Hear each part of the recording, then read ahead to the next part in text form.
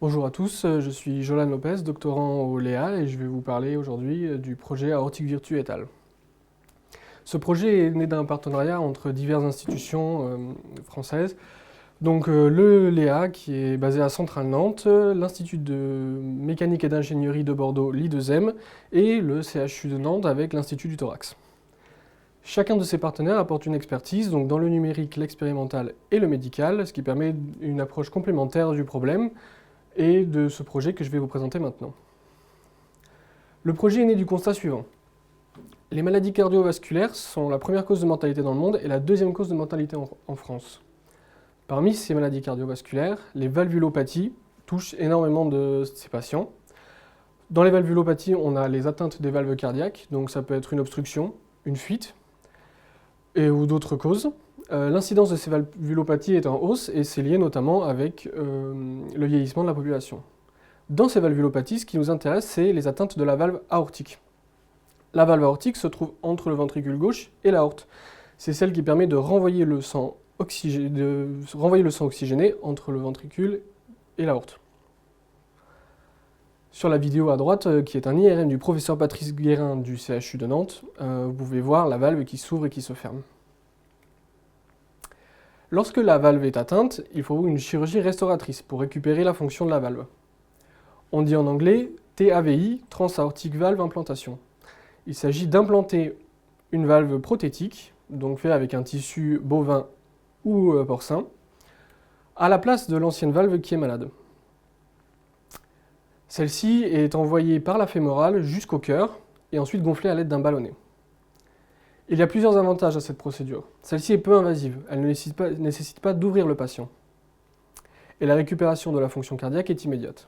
Les inconvénients sont que le choix de la bioprothèse dépend en partie de l'expérience du praticien et il arrive parfois que des thromboses précoces arrivent, c'est-à-dire que la valve se calcifie, elle se durcit et donc on a une perte de la fonction de cette valve. Les questions qui en découlent sont d'abord comment choisir la valve appropriée et ensuite comment apparaissent les thromboses. C'est ainsi qu'est né le projet et dont les objectifs sont les suivants. Tout d'abord, développer une plateforme de chirurgie aortique virtuelle précise.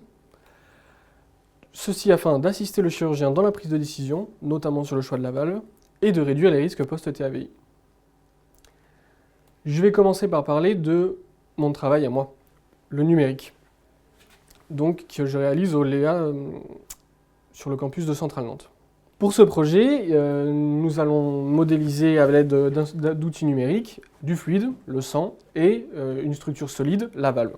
Pour ce qui est de la structure solide, on utilise une méthode dite des éléments finis, donc où on modélise le solide par des petits éléments. Donc on va utiliser pour le solide une méthode dite des éléments finis, on va modéliser la structure par des éléments, des cubes avec des nœuds. Pour ce qui est du fluide, on a deux méthodes. La première est la méthode LBM, où on modélise le fluide aussi par des éléments, et la deuxième est la méthode SPH, où là on utilise des particules pour modéliser le fluide. Par exemple, dans le solide, on peut, avec cette méthode, avec la méthode éléments finis, simuler une poutre hyperélastique, donc sous son poids, qui va osciller. Donc on va coupler le solide avec le fluide, et on a un exemple d'application qui est le drapeau flottant, qui est un exemple assez connu dans le monde académique, où on va avoir le fluide qui va arriver de la gauche et qui va sortir à droite. Et au milieu, le drapeau va se mettre à osciller, de haut en bas, comme un drapeau qui flotte au vent. Ensuite, le couplage entre la SPH et l'élément fini est encore en développement. Mais par contre, nous pouvons faire de la SPH pour le fluide avec un solide qui est rigide, qui ne se déforme pas.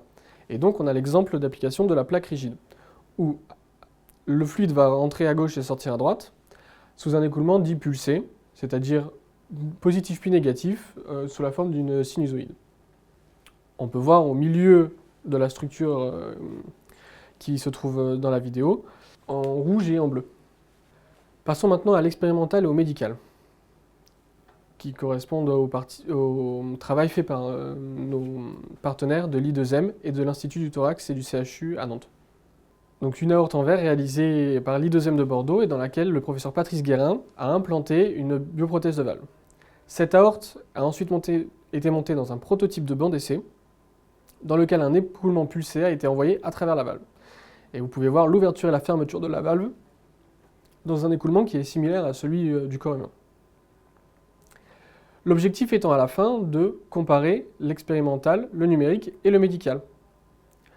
Avec à gauche un banc d'essai, au milieu nos méthodes numériques qui permettent d'obtenir des résultats purement numériques, et à droite l'IRM 4D du professeur Patrice Guéret encore une fois, avec l'ouverture et la fermeture de la valve. Merci.